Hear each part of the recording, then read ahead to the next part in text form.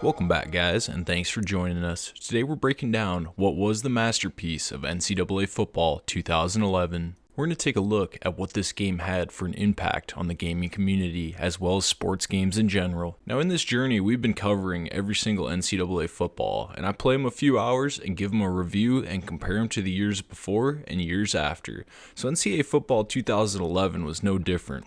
Except this time, tragedy struck. I booted up, played a few games, and the unthinkable happened. The red dot of death.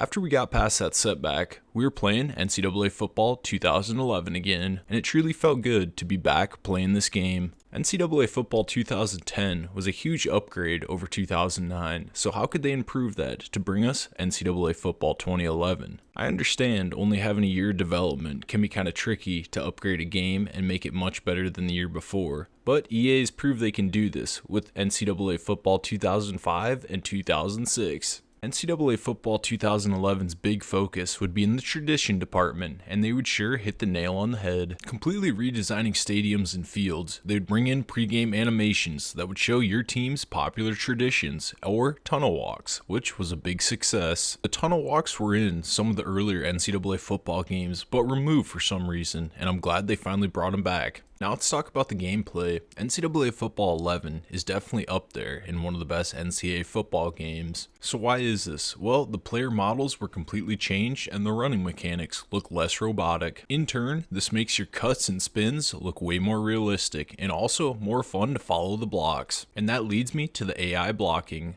I thought 2010 had fairly decent line play, but the receiver blocking still wasn't there. We'd finally get in NCAA Football 11 a little bit better AI blocking downfield. Visually, this game still holds up today and is easily playable 14 years later. Another one of my favorite features in this game is how ESPN does the scoreboard and does the highlights. It feels like a real game more than any other college football game before. For the actual ESPN broadcast commentators, we'd lose Lee Corso this year. And not necessarily because of that, but I feel like the commentators are a lot more boring in 2011 than they were in 2010. One thing EA would take out is the Super Sim button from the playbook menu. This meant you had to pause the game and go to Super Sim, which was just one extra step for skipping plays you didn't want to be a part of. Another big standout mechanically in this game was the tackling and breaking tackles. Years previously, it felt like defenders could tackle you from crazy angles that wouldn't happen in real life, but now you were actually able to step through some of those and shed a few of those tackles. Another one of my favorite features that makes this game feel realer than ever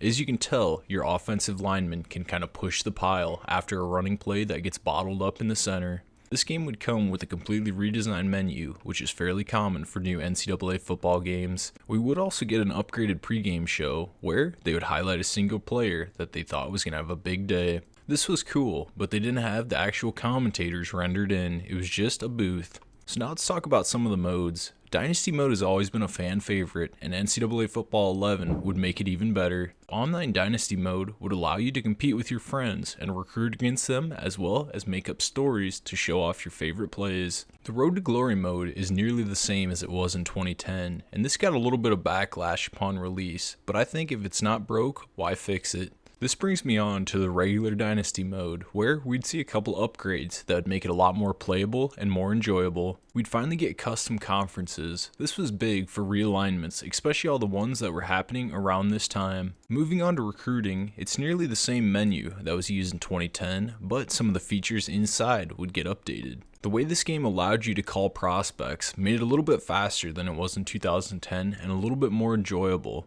It also still kept the feature where you could recruit against different schools and talk down on the prospect's number 2 or number 3 team. I definitely want to see a recruiting style like this in College Football 25, because there's no better feeling than getting your recruit to flip to your school. So all in all, this game is regarded by many as one of the greats because of gameplay, overall look, and how it holds up to this day. I think EA can learn a lot from NCAA Football 2011 and bring it to their current generation for College Football 25. So I'm curious if you ever played this game and what your favorite NCAA football game is. But anyways, guys, that's going to do it. I want to thank you for watching. We'll catch you in NCAA Football 2012.